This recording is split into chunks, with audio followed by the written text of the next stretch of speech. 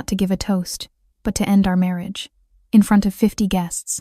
What he didn't know was that I had already filed for divorce that morning, and what came next would cost him everything. Stay with me, because this isn't just a story about betrayal. It's about taking your power back, one signature at a time.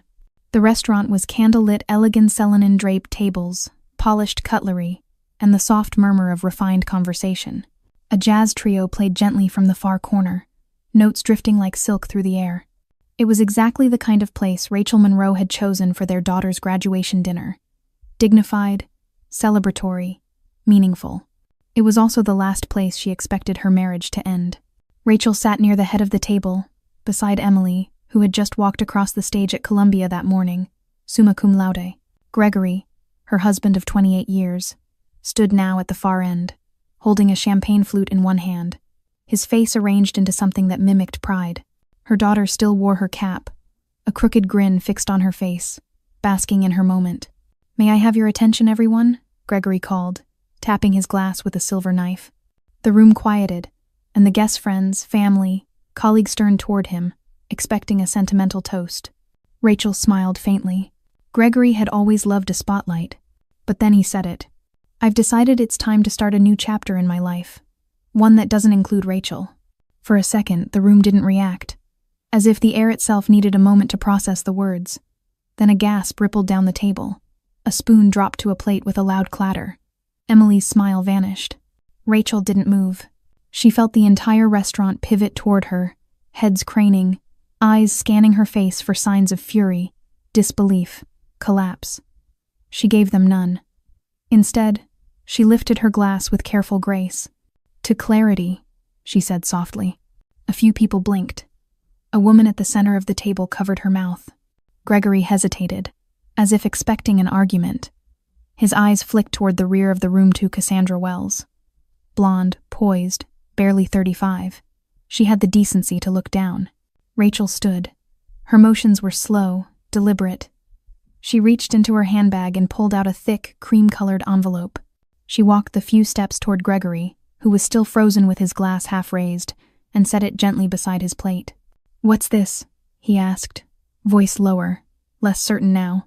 "Something for you to open later," Rachel replied, her tone even. "It pairs well with honesty." Gregory flinched at her calm. Rachel turned to Emily and tucked a lock of hair behind her daughter's ear. "I am so proud of you," she said. "What you've done, who you've become, it's all that matters tonight." Emily's eyes were wide, shimmering with confusion and pain. "Mom," Rachel stopped her with a look. "You deserve your moment, sweetheart. Don't let anyone steal it." Then she turned to the rest of the table, 50-some guests, half of whom were avoiding her eyes. "Thank you all for coming," she said with quiet dignity. "Please enjoy the meal. I hope the evening brings you peace." She walked away from the table, from the whispers already beginning to swell like a tide, and out the front doors. The restaurant's summer-heavy doors thudded closed behind her, cutting off the noise. Outside, the Atlanta heat was thick, the sky streaked with the last light of evening. A breeze stirred the magnolia trees across the street. For the first time in years, Rachel felt her shoulders drop. No performance, no mask, just breath. It wasn't that she wasn't hurt. It was that she had prepared for this. 3 months ago, she'd found the receipts, the transfers, the private messages, the calls made while she worked overtime to fund Emily's education. She had discovered Cassandra's name not once, but a dozen times in dinner reservations, hotel bookings, and casual texts. Rachel hadn't confronted Gregory then. She'd hired a lawyer. She'd gathered everything. Tonight had always been a finish line for Emily, for Rachel, and for Gregory, though he didn't yet know it. And the envelope she'd handed him didn't contain rage or revenge. It contained freedom. Behind her, the restaurant doors burst open. "Rachel!" Gregory called. His voice cracked with something sharp and unfamiliar panic. She didn't stop walking. He caught up to her halfway down the sidewalk. "What was that?" he demanded. "What's in the envelope?" Rachel turned, her face illuminated by a passing car's headlights. "The consequences," she said simply. "You chose the setting. I just brought the script." Rachel Monroe had always believed that dignity could outlast devastation. That night, as she sat on the edge of her neatly made bed, heels discarded by the door, makeup perfectly intact, the silence of the house didn't feel like peace. It felt like mourning. Not for Gregory, not even for her marriage. She mourned the version of herself who had believed that loyalty alone could sustain a life. The house was dark except for a single lamp near the window. Outside, the summer air was thick with the scent of gardenia and the sound of crickets. Rachel watched the shadows move across the wooden floor, and her mind drifted back not to that night's betrayal, but to the years that made it possible. 28 years, a whole adulthood. Gregory had been charming once. Not just the practiced charm of a man used to getting what he wanted, but the kind that made her laugh in quiet bookstores and brought her soup when she was sick. They'd met at a young professionals mixer, both just out of grad school. He talked about launching his own firm. She talked about wanting to help women build financial literacy. They shared dreams over greasy diner breakfasts and split rent on a one-bedroom apartment where nothing matched but everything mattered. Back then, they'd been partners. Or so she thought. She turned down her first big job offer when Emily was born. Gregory had just pivoted from a sales job into a new venture and needed more flexibility. A word that would come to define her life, not his. Rachel took a part-time role instead. Then another. She worked remotely before it was fashionable, attending PTA meetings and managing spreadsheets between naps and soccer practice. She handled the bills, the mortgage refinancing, the health insurance paperwork. Gregory never once asked how their finances were doing. He trusted her at least with that. And Rachel delivered. She built a life on reliability, on steadiness. She took care of things of people without ever asking what she needed in return. Looking back, she couldn't remember when she stopped speaking her dreams aloud. Perhaps it was after Gregory's second failed business, when he came home deflated, and she put her arms around him instead of asking, "What about me?" Or maybe it was later, when he began traveling more, his attention scattered, phone always buzzing with urgent messages that could never be discussed. At first, she blamed work stress, then age, then herself. Cassandra had entered quietly. Introduced as a sharp new hire, she had a laugh that could cut through any meeting and a penchant for calling Rachel inspiring. Rachel had actually liked her had offered advice, shared stories from her early career. Mentor, Cassandra had called her once. Rachel had smiled then. She wasn't smiling now. The betrayal wasn't just romantic. It was layered, structural. It lived in every email where Gregory wrote, "Rachel's got it." Every family gathering where she was the one organizing, remembering, cleaning. He had coasted on her steadiness, and in return he had offered increasingly little. The cracks had been subtle. She remembered the time he missed Emily's school play, saying he'd forgotten. The time he forgot their anniversary and asked if she'd ordered takeout for dinner. The moments grew, not dramatic but cumulative. 1,000 paper cuts no one else could see. Rachel walked through the house now quietly, barefoot. In the living room, a family photo hung over the mantel. The three of them on the beach, Emily holding a kite, Gregory smiling wide. Rachel, centered, calm, holding them together. She'd always been the glue. But glue wears thin. She stopped at the dining room table where the bills were still sorted in tidy piles. Gregory never knew how much their electricity cost. He'd never opened a 401k statement. He'd once told a friend, "Rachel's basically a CFO." The friend had laughed. Gregory had too. Rachel hadn't. Not because it wasn't true, but because it was. She had managed their entire life so well that he assumed she'd never need anything from him. And maybe, over time, she believed it too.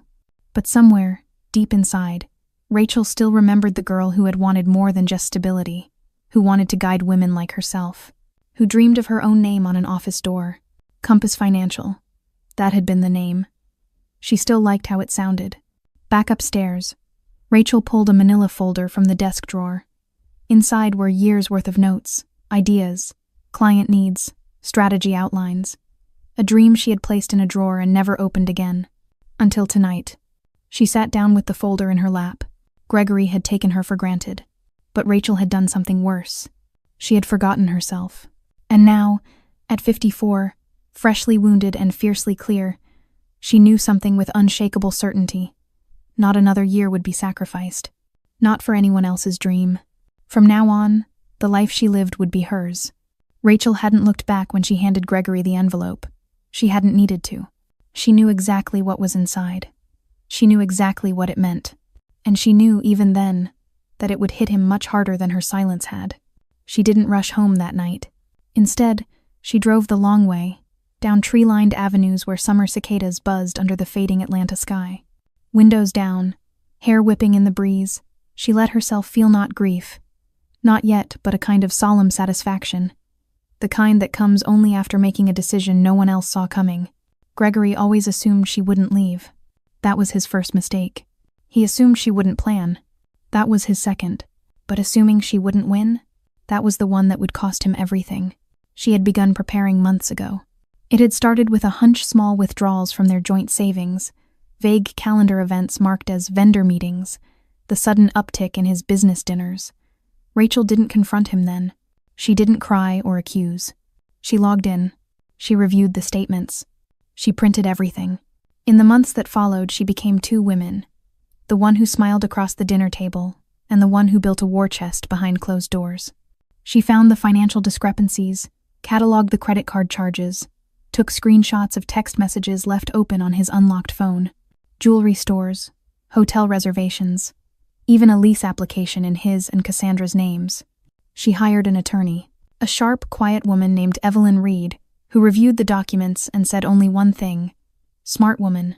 Rachel had nodded, expression unreadable. That's what he never realized.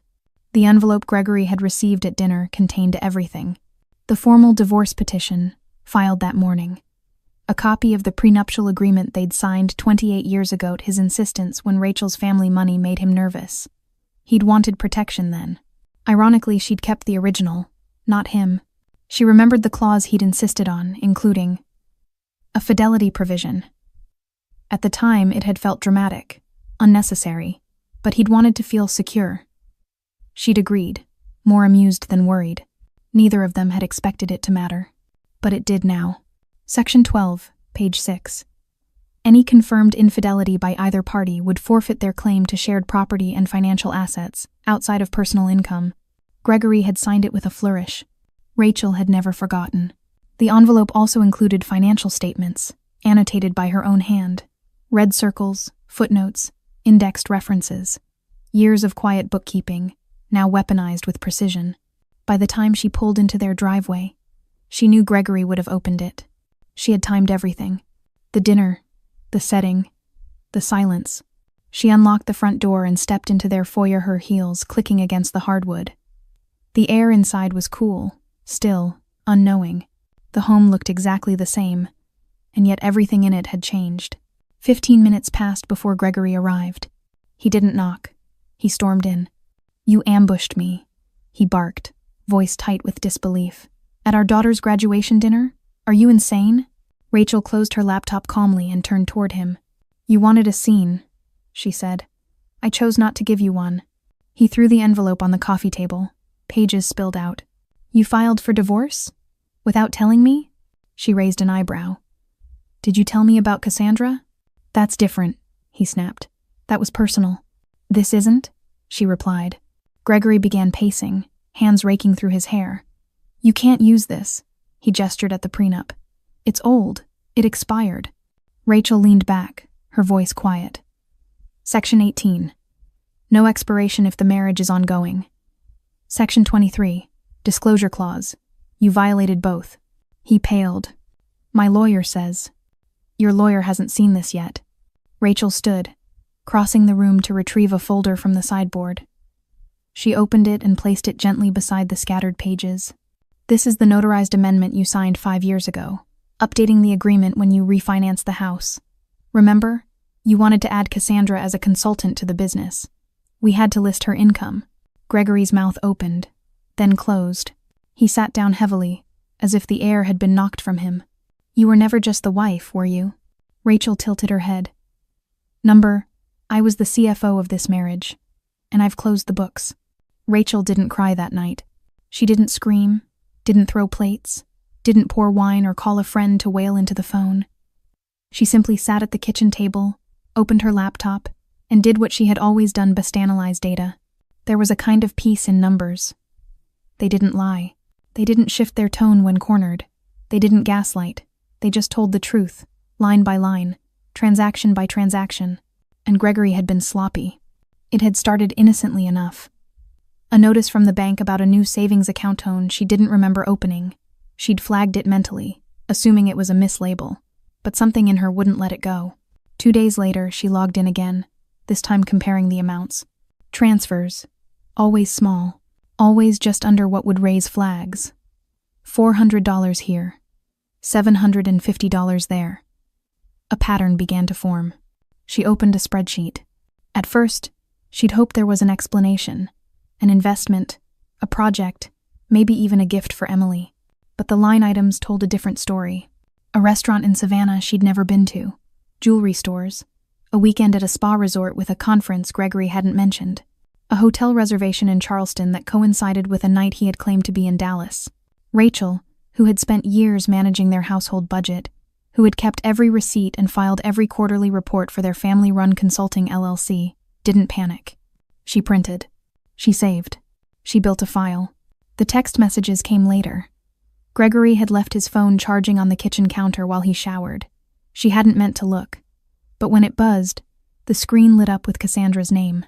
Curiosity, then instinct, took over. She opened the message thread. She suspects nothing. I'll do it after graduation. She won't make a scene in front of everyone. Rachel stood frozen in the kitchen. There it was. Not just the affair, but the plan, the performance, the intention to humiliate. And still, she didn't scream. She screenshotted. She saved everything to the cloud, then to a flash drive. She backed up the flash drive. By the end of that week, she had hired Evelyn Reed, a no-nonsense attorney who specialized in high-asset divorces and prenuptial enforcement. She doesn't look like much, Gregory once said when they passed Evelyn in the building lobby. Always in flats, no jewelry. Rachel had smiled then, too. She's the kind who doesn't need to show her power, she replied. She uses it. It was the same approach Rachel adopted. Over the next month, she quietly restructured the joint accounts. Nothing illegal, nothing rash, just protective. She opened her own credit line. She updated her estate documents. She secured Emily's college fund with irrevocable conditions. She combed through the prenup Gregory had insisted on all those years ago. He'd wanted it because she came from family money, and he didn't want to feel vulnerable. The irony was now poetic. The fidelity clause was clear. If either party committed adultery, that person forfeited claim to joint assets accumulated during the marriage. Gregory had signed it with a smirk. Rachel had kept it with care. She didn't just gather evidence. She built a case. Every screenshot, every charge, every call log went into a color-coded binder. Evelyn was impressed. You could have been an investigator, she said. I've always been one, Rachel replied. Just not officially. End of chapter. The morning of Emily's graduation, Rachel walked into Fulton County Superior Court at 8 a.m. and filed for divorce. The papers were stamped, notarized, and sealed. The timeline was perfect. Gregory would make his grand announcement that evening, thinking he had the upper hand. Instead, she handed him his reckoning in a cream-colored envelope. She'd never believed in revengeance, in the dramatic, cinematic way people like to talk about it. She believed in consequence, in documentation, in accountability. What she had done was not vengeance. It was protection. It was closure. It was power. The kind that didn't need to raise its voice. The kind that didn't need a breakdown in public to prove its pain. Rachel sat back in her chair that night, her home dark around her, and watched the backup files upload for safekeeping. Every document, every photo, every time-stamped record. Not for court theatrics. Not for gossip. For truth. And the truth, she had learned, didn't need to shout. It just needed to be undeniable. Gregory Monroe returned home expecting damage control. He had rehearsed the moment in his head. Rachel would be hurt, yes, but not strategic. She had always been the one to smooth things over, to mend the emotional ruptures he created. She was stability incarnate, a woman of logic and lists and predictability. He thought she'd cry. He thought she'd scream. He never thought she'd beat him at his own game. When he opened the door, the house was quieterly so. Rachel sat in the living room, cross-legged, composed, a book on her lap and a glass of water at her side. She didn't look at him immediately. She simply turned a page. The envelope lay opened on the coffee table in front of her. Gregory stepped forward, tension thick in his shoulders. Rachel, what the hell is all this? She looked up, calm as still water. It's exactly what it looks like. You served me divorce papers? I did. At our daughter's graduation? No, she corrected gently. Before it. You chose the moment to make it public. I simply chose the moment to make it legal. His nostrils flared. This prenup, you can't actually think it's enforceable. Rachel stood and walked slowly to a nearby cabinet, returning with a familiar manila folder. You signed an amendment 5 years ago when we refinanced. The clause is still active. So is your signature. Gregory laughed, but it was hollow. It's 28 years old. She didn't flinch. And still legally binding. Evelyn Reed reviewed it herself. Your lawyer? He sneered. You've had a lawyer all this time? For 4 months, she said. That hit him. He stared at her, blinking as if seeing her for the first time. Rachel wasn't raising her voice. She wasn't shaking. She wasn't begging.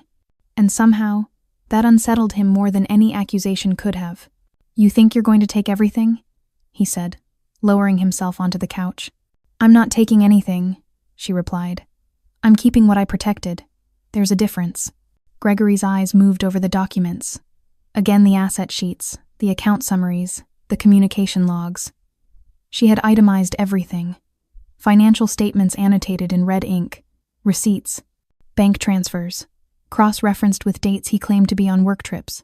Cassandra's condo lease fell through, Rachel added almost casually. Did you know that? The leasing agency contacted our home phone to verify income, I answered. He didn't reply.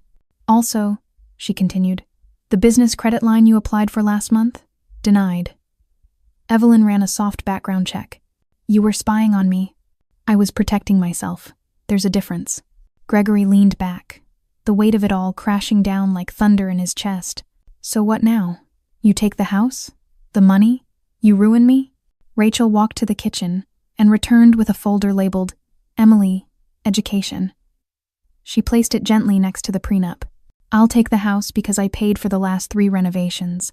I'll take my retirement because I funded it. You'll keep your personal income and what remains of your business, though I'd recommend finding new counsel before you commit to anything else. Gregory looked at her, and for the first time, there was no arrogance in his gaze, just panic. This can't be happening. It is, Rachel said softly. He ran a hand through his hair.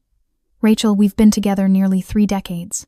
And for most of them, she replied, I loved you more than I loved myself. That was my mistake. He didn't speak. Your mistake, she added, was assuming that love was blind. Mine isn't anymore. Gregory stood, as if to say something, then hesitated. What do you tell Emily? Rachel paused. That was the one place where her calm faltered. I'll tell her the truth, she said finally. That her father made choices, and her mother made sure those choices didn't destroy her. Gregory opened his mouth again, but said nothing. The man who had once built his life on charisma now found himself unable to construct a single convincing argument. He turned toward the door, but Rachel's voice stopped him. You thought you were ending this, she said. You weren't. You were just exposing it. He didn't respond. Rachel sat down once more, folded her hands, and watched the man who had underestimated her walk away. What he hadn't expected, what he never understood, was that Rachel had always been watching, always preparing. He left behind silence. She was finally at peace with it. Rachel didn't sleep that night. She lay awake, listening to the low hum of the ceiling fan, the occasional creak of the old floorboards, and the silence of a house too used to swallowing her sacrifices. The only sound that brought comfort was the familiar tone of a text at 12:48 a.m. Mom, I'm coming over. I need to talk. It was from Amelia. Rachel rose, wrapped herself in a cotton robe, and padded downstairs just in time to hear the doorbell. Amelia stood on the porch, still in her graduation dress, eyes rimmed with mascara and emotion, heels held in one hand like armor she no longer needed. Without a word, Rachel opened her arms. Amelia collapsed into them. I didn't know, she whispered, voice cracked. I didn't know, Mom. I know, Rachel said, pressing her cheek to the crown of her daughter's head. You weren't supposed to. They moved to the couch. The same couch where Rachel had read bedtime stories, where they'd once snuggled under blankets to watch Disney movies, where Amelia had asked hard questions about the world, and where Rachel had always tried to give her the softest answers. Amelia looked at her, eyes red but steady. Why didn't you tell me? About Dad, about Cassandra, about everything. Rachel folded her hands in her lap. Because I didn't want it to take your joy. You worked so hard. You deserved to cross that stage without this hanging over you. But I should have known. Rachel smiled sadly. Knowing doesn't always help. Sometimes it just hurts sooner. Amelia wiped her eyes. He made a speech in front of everyone, Mom. Like it was his moment. I know. He humiliated you. Rachel shook her head. He tried. But he didn't succeed. They sat in silence for a few long seconds before Amelia asked softly, How long have you known? About them? 4 months. About us falling apart? Longer. Amelia picked at the hem of her dress. I feel like I should have seen it. You were busy growing up, Rachel said gently. That's what you were supposed to do. Amelia hesitated. You protected me. I tried. Rachel leaned back and looked at the daughter she had raised. A woman now, but still with the same inquisitive eyes she'd had at 5 years old. You asked me once when you were little if I had a dream, Rachel said, voice soft. We were in the kitchen, baking. You couldn't reach the counter without a stool. I remember. Amelia smiled faintly. You said your dream was for me to have more options than you did. Rachel nodded. And I meant it. But that wasn't my only dream. What else did you want? I wanted to matter, Rachel said. Not just as a wife, or a mother, or a problem solver. I wanted a voice, a life that felt like mine. Amelia reached over and took her hand. You do matter. You always have. End of story. I know that now, Rachel said. But for a long time I forgot. I hate him for making you feel that way. Rachel squeezed her hand. Don't hate him. Just understand that sometimes love doesn't fail all at once. It erodes slowly. And if you're not careful, you stop noticing until it's gone. I don't know if I can forgive him. You don't have to yet. Forgiveness isn't a requirement, but clarity is. Rachel stood and walked to the bookshelf, retrieving a photo album. She sat beside Amelia and opened it to a page marked 2nd grade. A picture of Amelia with a toothy smile, holding a library book nearly the size of her torso. Gregory had missed that day, said he had a meeting. You were so proud, Rachel said. You read the whole thing by yourself. I only remember you being there. Rachel smiled. That was enough. In the morning, Amelia made coffee while Rachel watched from the doorway. The sun filtered through the curtains, catching golden strands in Amelia's dark hair. She looked like her mother once had before. The weight of silence and service had dulled her shine. Amelia turned, holding 2 mugs. You know what's weird? Rachel raised an eyebrow. I'm not scared anymore. Rachel took a sip. Of what? Of life without him. I think I was, before. But now, I'm just proud. Proud of you. Proud to be your daughter. How is... Rachel blinked away tears she hadn't allowed herself all night. Sometimes, justice wasn't in the courtroom. Sometimes, it was in the quiet recognition between mother and child. Fallout didn't arrive like a thunderstorm. It came in drips. Slow. Subtle. Then all at once. Gregory Monroe was still wearing his polished shoes and cufflinks when he realized no one was returning his calls. The day after the dinner, he emailed a handful of longtime associates. Some responded cautiously. Others didn't reply at all.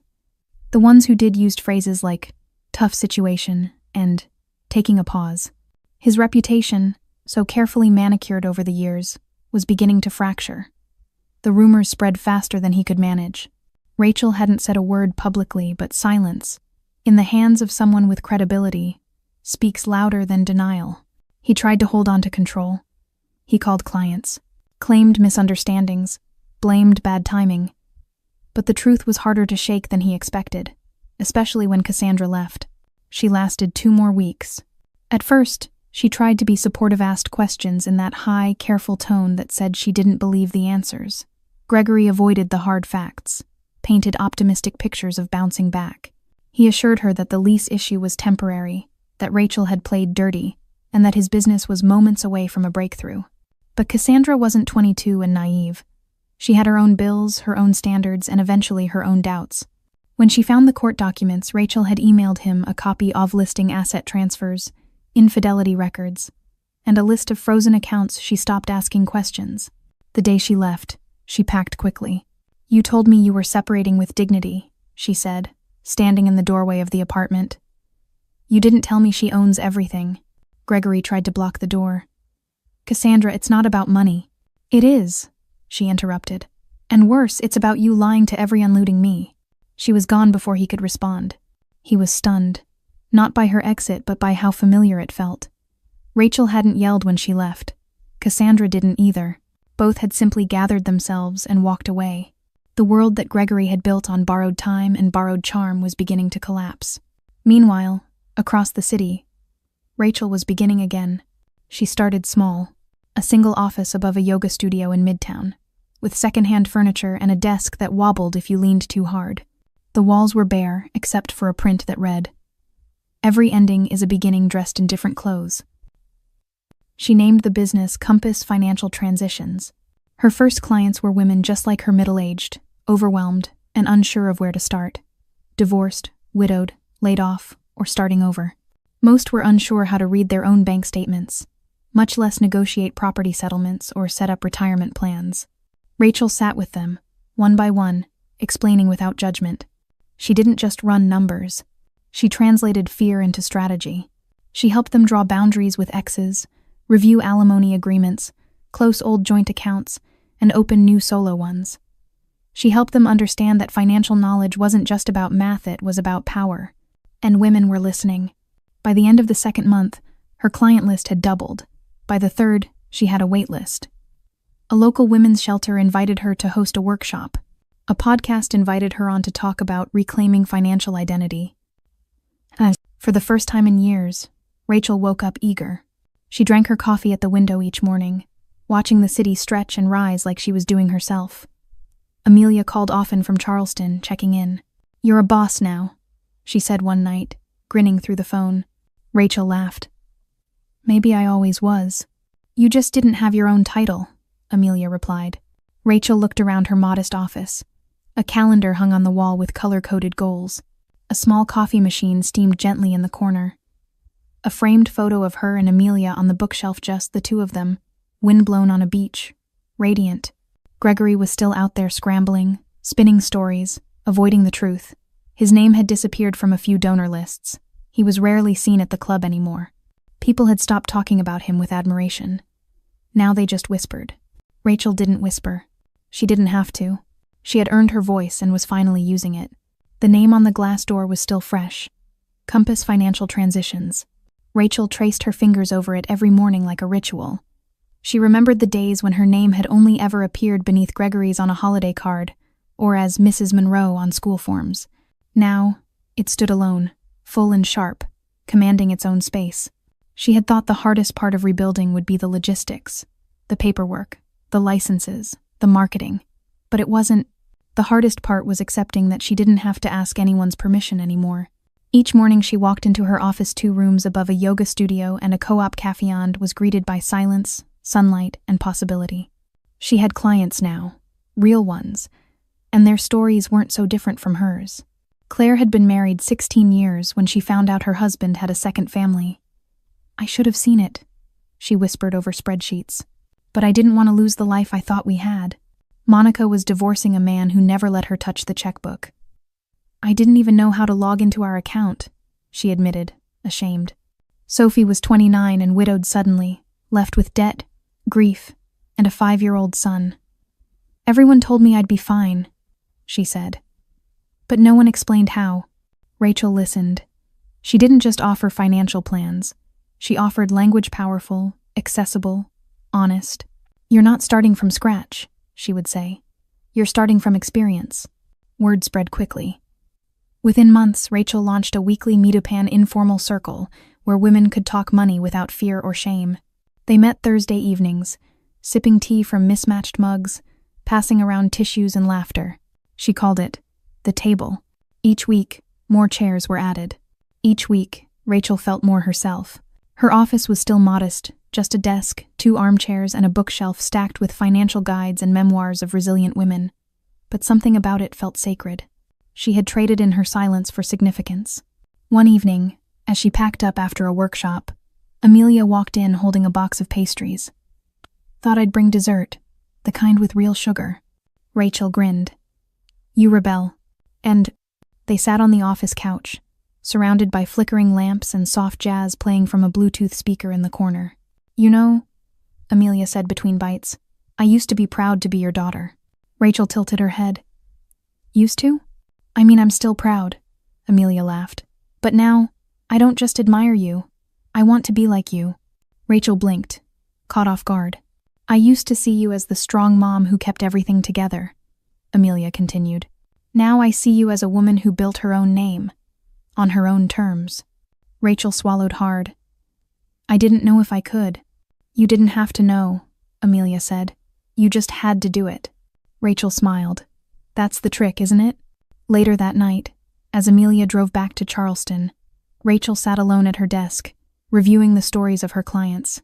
Each name, each journey reflected fragments of her own. But they weren't mirrors. They were proof. That healing was not a return to who you were before. It was an introduction to who you were meant to be. Rachel no longer introduced herself as Gregory's ex-wife.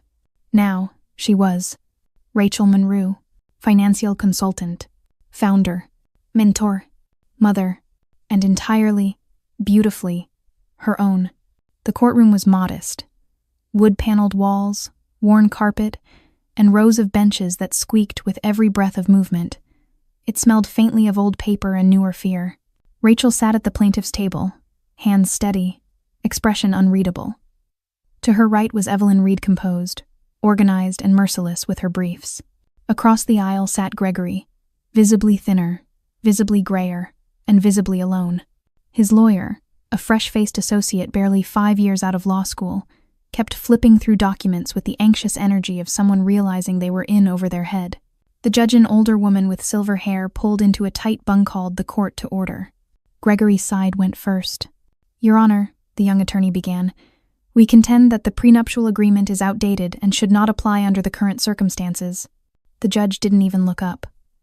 The amendment was signed 5 years ago and notarized. Circumstances are not a legal argument. Gregory shifted in his chair. They tried again. Challenged the timeline. Questioned the intent. Suggested coercion. Evelyn stood calmly and dismantled each claim in clear, deliberate statements. All parties signed freely. The clause in question is standard. The documentation of infidelity is indisputable, as are the financial transfers. She submitted copies of bank statements, itemized evidence Rachel had spent months collecting. She read portions of text messages aloud. After graduation, I'll tell her it's over. She won't make a scene in public. Gregory paled. The courtroom stayed quiet. No murmurs. No protests. Just the scrape of pens and the weight of silence. Rachel didn't smile. She didn't need to. The judge reviewed the documents for several long minutes. Then she spoke, clear and without fanfare. The prenuptial agreement is upheld. All joint assets remain with the petitioner, as stipulated in the fidelity clause. Mr. Monroe retains only assets documented as independently earned and not commingled. Gregory closed his eyes.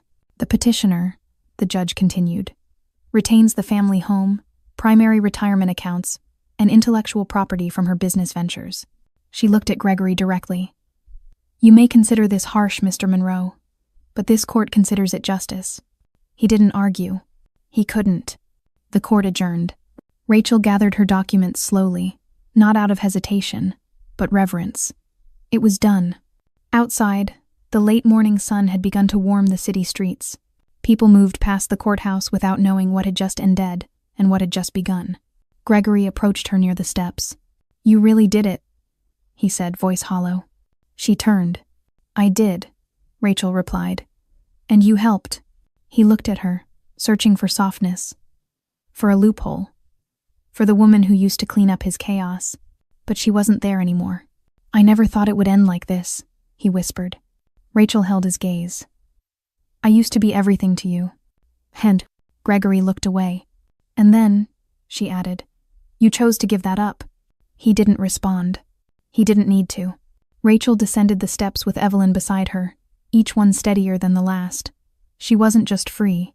She was certain. 6 months after the final hearing, Rachel Monroe's name was on more than just her office door. It was on workshop flyers, speaker panels, financial podcasts, and even a Sunday column in the Atlanta Journal-Constitution titled, Your Money, Your Terms. Compass Financial Transitions had expanded to a second office and hired 2 full-time associates. Her Thursday evening group, The Table, now had a waiting list. Every week, new women walked through her doors nervous, uncertain, quietly hopeful, and every week, they left just a little taller. Rachel hadn't just built a business. She had built a community. She didn't dwell on Gregory. Not because she didn't remember, but because memory was no longer pain, it was proof that survival was possible. That reinvention wasn't about rage. It was about reclaiming. One Wednesday afternoon, as she was reviewing a portfolio for a new client, the receptionist buzzed her office. "Rachel, someone's here.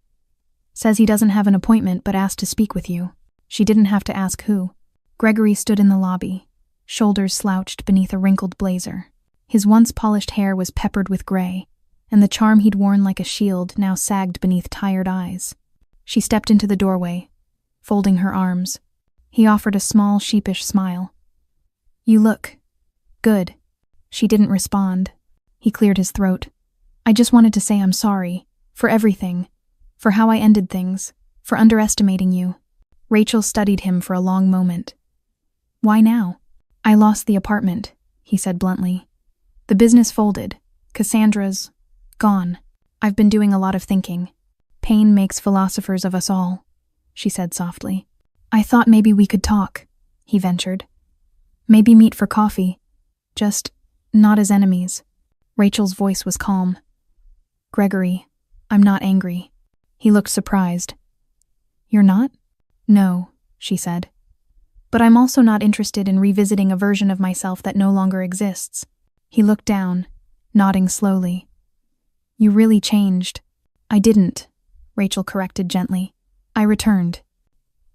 He gave a small, almost wistful laugh. "You know, I lost a wife." She met his gaze without hesitation.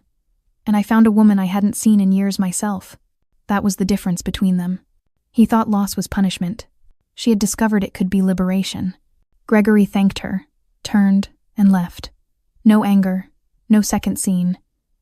Just the slow walk of a man finally realizing the chapter was closed. Rachel returned to her office. Outside, the light was golden with late afternoon sun. Inside, her desk was still covered in notes, budgets, and stories of women finding footing again, just as she had. She sat down, picked up her pen, and kept writing.